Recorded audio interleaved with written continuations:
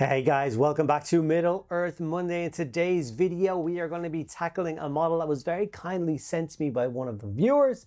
When I did the video where I kind of showed off a whole bunch of my collection, some of my rare pieces, I did show you guys a half a mounted Glorfindel. The rest of the pieces had long since disappeared in my many moves and travels, and I always said that was very sad because I don't have another one, and I find that to be one of the most spectacular miniatures Games Workshop has ever done for Middle Earth. Well, someone saw that video, reached out and said he had an original one still in the original brown blister pack if I wanted to use it to make a video, so I very kindly accepted that offer and I managed to get that model here and now. Now, obviously, we are still on the scenario of Bree, and of course, like I described last week, that kind of process of getting that video ready is taking a little bit longer than expected, but we are making large strides forward in that. So much so that we have this amount of the board already ready. I'm waiting on some airbrushes to arrive so I can get these buildings painted up. I need some more walls printed, and I need to decide whether or not I want to have some roads make up the kind of blueprint of the town. So all those decisions have to be made, and then obviously put this piece together and then get the Battle for Bree ready to rock and roll. But in the meantime, we are going to put in a couple of filler videos. Obviously, Glorfindel is an important character in the books, and he will take part in the kind of Arwen running across the ford, being chased by the 9. So maybe we'll see. So I'm just looking forward to getting this guy built and painted. So without further ado, let's dive in and get to work on him. Every time I crack one of these old blister packs, I wonder when I will get to crack my last one. So obviously Games Workshop doesn't make packaging like this anymore. It's very much a very nostalgic childhood moment, cracking open a blister. It's even more important to me than the old box sets because the blisters meant something special. It meant a metal miniature, it meant a character, it meant an elite unit, it meant something you saved your pocket money to get. So it definitely is a joyous occasion to crack one open. A little bit sad too, because like I said, I don't know when it'll be over, when I'll have the last one in my collection cracked and left, and that's just sad. So, like I said, very kindly got sent both of the Glorfindels, the one on foot and the one mounted. I will be painting up both of them today as I go along. You may not see the on foot one a lot because there's no point in showing you the same steps twice as I go along, but just know that I am painting them both. First things first with these old metal miniatures is to clean them up. So if you feel that they're kind of tacky or powdery, it means there's a little bit of release agent still on them, so you can give them a little wash if you want. This one felt fine, so I didn't feel the need. Next was removing all of the flash, any of the extra bits that kind of are left over from the process of them being a cast. It can happen. And then seeing how they fit together. If you are then happy with them, how they fit, then you obviously add a little bit of super glue, glue these pieces together. I then went ahead and got some cork, mounted them on a base, got them sprayed black, sprayed white, and then I was ready to start applying paint. So the first one that I went for is a traditional black contrast. Then I started to salt this model with that. There is kind of a lot of different layers of fabric that go into Glorfindel, and I did argue with myself a little bit over the what color should he be. I genuinely mean this when, I saw this particular Glorfindel sculpt too many years ago to remember. In the books, I thought he was just such a fabulous sculpt, like absolutely beautiful. And obviously, in all that time, I've never gotten to paint one. I have seen some alternate ones online, and parts of me made me thought that I should maybe go for like a green and brown one, more natural kind of wood elfy style, even though he's not really a wood elf. He's not from Mirkwood. In the end, I decided to go with kind of the box art, more traditional. I'm trying to do that a lot with the Lord of the Rings miniatures to make it easy for anyone who wants to follow along, has these old miniatures in their collection, sat in their pile of shame, and they want to add paint to them, that they can follow along and achieve these. Obviously, I'm also using this Glorfindel in my scenarios.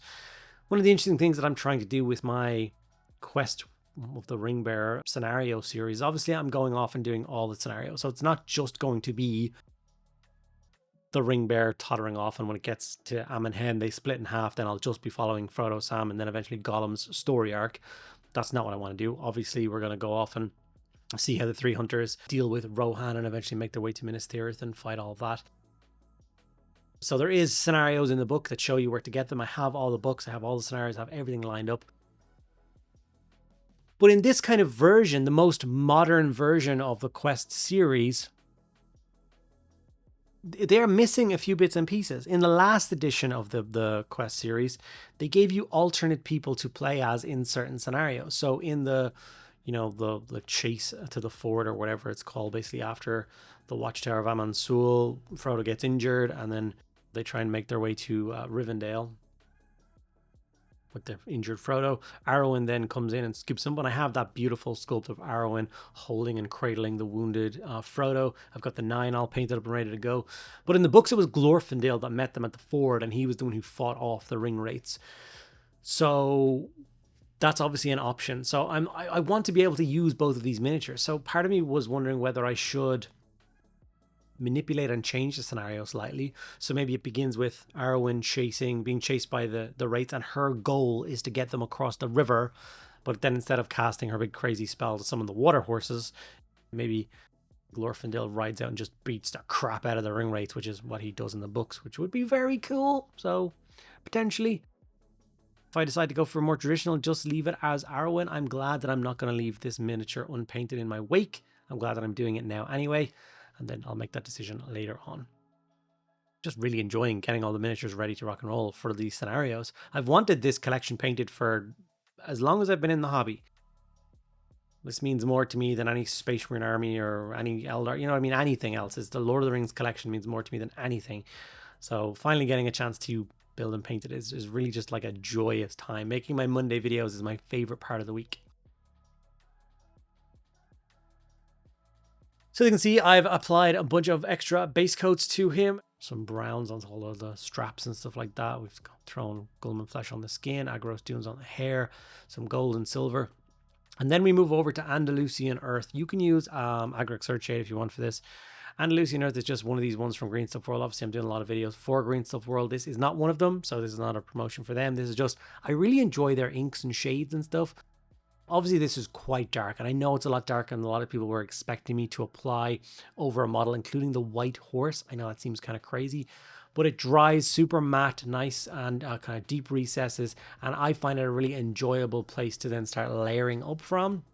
I know it's not for everyone, so like I said, you can drop Agric Search Shade over the model then layer up as normal. I like taking it all the way down to this, and then starting to build up all those individual colors, leaving the shadows and shades nice and dark. So for his kind of cloth instance, which make up kind of the most of them, that kind of shadowy gray blue cloak, it starts with the fang, and I start to block in all those kind of different volumes that exist on them, so all the higher folds, and leave all of the shadows and all the recesses and stuff like that.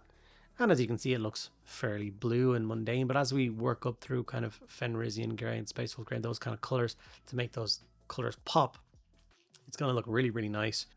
And that base coat will still play a massive part in how it looks. So jumping up to that rust gray, and you can see I'm going with kind of scratchy highlights, quite uneven. As much as these models inspire me and they love them to bits, they're obviously potato sculpts. They were sculpted by hand many, many moons ago and have been casted thousands of times. So they're not in the best of shape. Some details are a little bit off and a little bit weird. Hands were never particularly well sculpted in Lord of the Rings miniatures back in the day.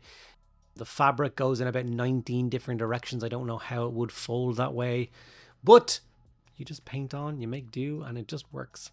Fenrisian Grey being the last highlight, which pumps it up to a really nice kind of almost white blue grey tone. And like I said, we're just aiming for those kind of sharpest details. And you can see how the fabric is really starting to take shape with all these highlights being applied. And obviously it pushes, obviously adding in all this extra detail and all this extra texture with the kind of scratchy highlights that I'm using. I think it's selling the effect of the robe quite nicely. And it was kind of at this point where I seen the blue cloak finish that I was like, okay, this is going in the direction that I'm happy with. So let's continue on. Corvus Black was used to highlight the black sections, which is just like that under part of his robe. He's got like a secondary set of robes. His sleeves are those same colors. His trousers are those same colors. So Corvus Black, and then into Mechanicus Standard Grey as the final highlight for those. Once again, brighten them up. Still selling it as black, but just, adding a little bit of highlights to it. Yeah, it's super important.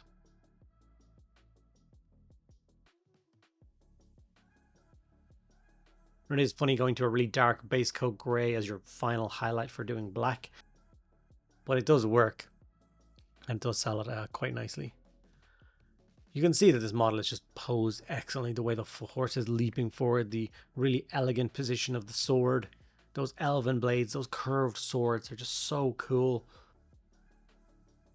Like, people may argue for forever about who carries the coolest weapons in Middle Earth. Is Aragorn's sword actually the coolest weapon, or Thank, or whatever? But whenever Arwen drew that sword and said, if you want him, come and claim him, and I got to see a one-handed elven blade in all its glory, I was sold. It was elven weapons all the way from that point on. I loved it. This is basically what he's carrying here.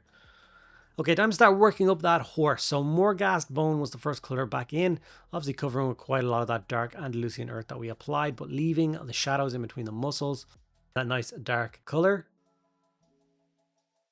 Obviously, we're going to go over the mane and stuff in the tail with the same thing. We're going to be kind of doing scratchy highlights on the horse, but when you get to the mane and the tail, it's almost like a little dry brush, just to catch the kind of more raised areas and selling the effect nicely. The mid-tone on the horse coming in then is Ushapti Bone. Once again, same idea. It's the next highlight color in.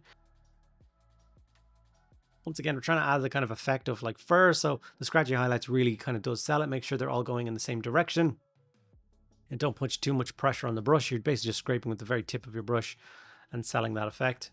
Obviously, that's going to brighten the horse up even more. Now, obviously, the horse in the example is almost pure white, but no horse is actually walking around, you know, photocopier paper white. That's not the right color.